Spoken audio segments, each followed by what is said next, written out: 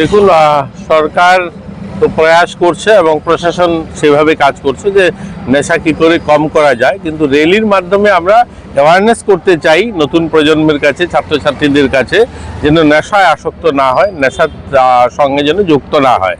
দেখুন, নেশামুক্ত এই অভিযানটা এরকম একটা বিষয়, আমি অনেকবার অনেক প্রোগ্রামই বলেছি যে নেশামুক্ত বললেই নেশামুক্ত করা সম্ভব নয়। প্রত্যেকটা মানুষকে প্রতিজ্ঞা করতে হবে আমি নেশা করব না। যখনই এই কথাটা আসবে যে আমি নেশা করব না, তখনই নেশামুক্ত হওয়া সম্ভব। আমি নেশা করব, আমার সংগঠন, আমার অর্গানাইজেশনে যারা আছে সকলেই নেশা করবে আর আমি নেশামুক্ত স্লোগান দেব, তাহলে সম্ভব নয়। প্রত্যেকটা মানুষকে সচেতন হতে হবে, প্রত্যেকটা পরিবার, প্রত্যেকটা গার্জিয়ান, আমরা অভিভাবক যারা আছি সকলে মিলে প্রয়াস করতে হবে। শুধু পুলিশ প্রশাসন বা সোশ্যাল ওয়েলফেয়ার দপ্তর বা হেলথ দপ্তর তাদের প্রয়াসে নেশা বন্ধ হবে আমি সেটা মনে করি না। বর্তমান সরকার নেশামুক্ত নিয়ে অনেকগুলো কর্মসূচি হাতে নিয়েছে। একদিকে যেমন আমরা দেখেছি যে আমাদের রাজ্যে বিভিন্ন নেশামুক্ত কেন্দ্র গড়ে উঠছে, যেগুলো অবৈধ বা অনৈতিকভাবে সেগুলোও পরিচালনা হচ্ছে।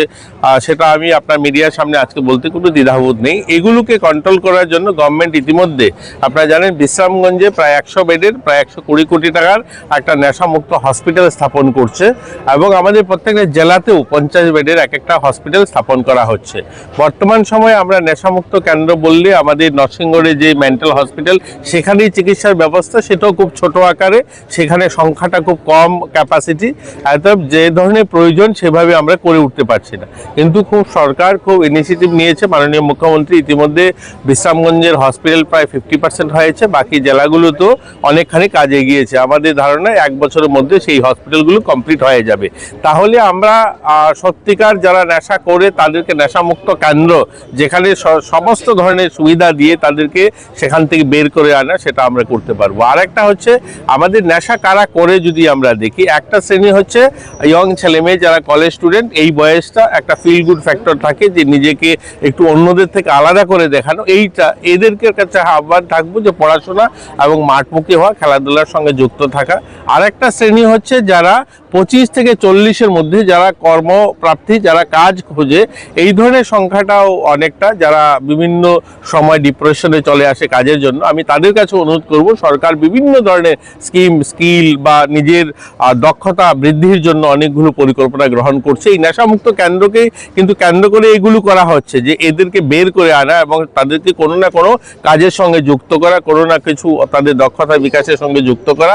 এগুলো যদি করতে পারি তাহলে নেশামুক্ত আমরা করতে পারবো। কিন্তু আমার আবারও আপনাদের মাধ্যমে আজকের বিশেষ এই দিনে আহ্বান থাকবে যে আমরা সকলে মিলে সবাই প্রতিজ্ঞা করতে হবে যে আমি নেশা করব না, তবেই নেশামুক্ত সমাজ নির্মাণ করা সম্ভব হবে। নতুবা এগুলো স্লোগান, মিছিল, মিটিং, প্রশাসন এগুলো এমনিই থাকবে। যতক্ষণ পর্যন্ত প্রত্যেকটা মানুষ সংকল্প নেবে যে আমি নেশা করব না, দেখবেন নেশামুক্ত সমাজ নির্মাণ হয়ে যাবে। স্কুল কলেজের ছাত্রছাত্রীদের মধ্যে ইদানিং প্রবণতাটা বেড়েছে এবং এইচআইভি রোগের সংখ্যাও ত্রিপুরাতে উল্লেখযোগ্যভাবে বেড়েছে। এর মূল কারণ হিসেবে দেখা যাচ্ছে এই নেশাকেই। এইটা প্রতিকার একটা বড় চ্যালেঞ্জ। দেখুন, এটাই তো বললাম না, আমরা অ্যাওয়ারনেস আমাদের, আপনি যদি দেখুন আমাদের সরকার এই যেমন চাইল্ড ম্যারেজ, চাইল্ড প্রেগন্যান্সি, নেশামুক্ত, এগুলো নিয়ে অ্যাওয়ারনেস অনেক বেশি বেড়েছে। আমি বলবো না আগে হয়নি, আগেও হয়েছে, কিন্তু বর্তমান সময়ে দেখবেন মুখ্যমন্ত্রী হাঁটেন রাস্তায়, আমি নিজে হাঁটি, গভর্নর আসেন, আমরা নেশামুক্ত নিয়ে প্রচুর ক্যাম্পেইনিং করছি। কিন্তু আমার আবারও অনুরোধ হবে, সবার প্রচেষ্টা হওয়া চাই। সকলে মিলে যখন কাঁধে কাঁধ মিলিয়ে আমরা এই কাজটা করব, সকলে মিলে যখন আমরা প্রয়াস করব, তখন দেখবেন আমরা সার্থকতা আসবে এবং আমরা সেখান থেকে বেরিয়ে আসতে পারবো।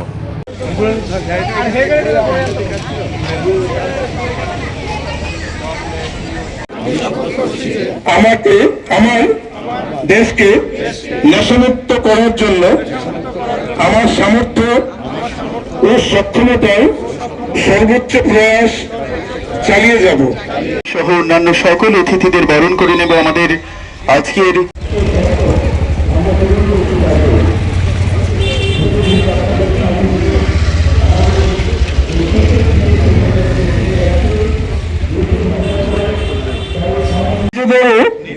নেশামুক্ত রাখবো।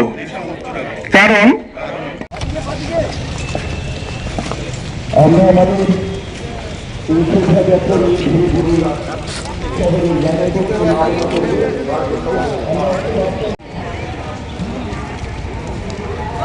অনেক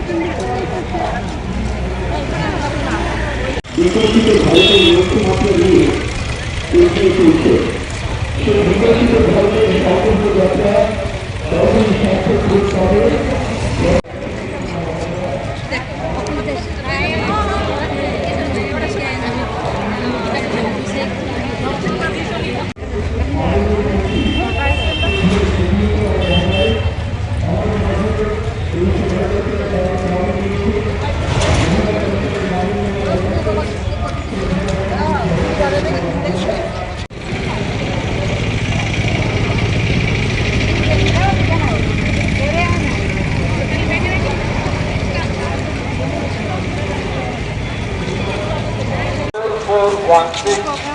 নম্বরে ফোন করুন। এটি 24 ঘন্টা টোল ফ্রি ভাবে খোলা থাকে।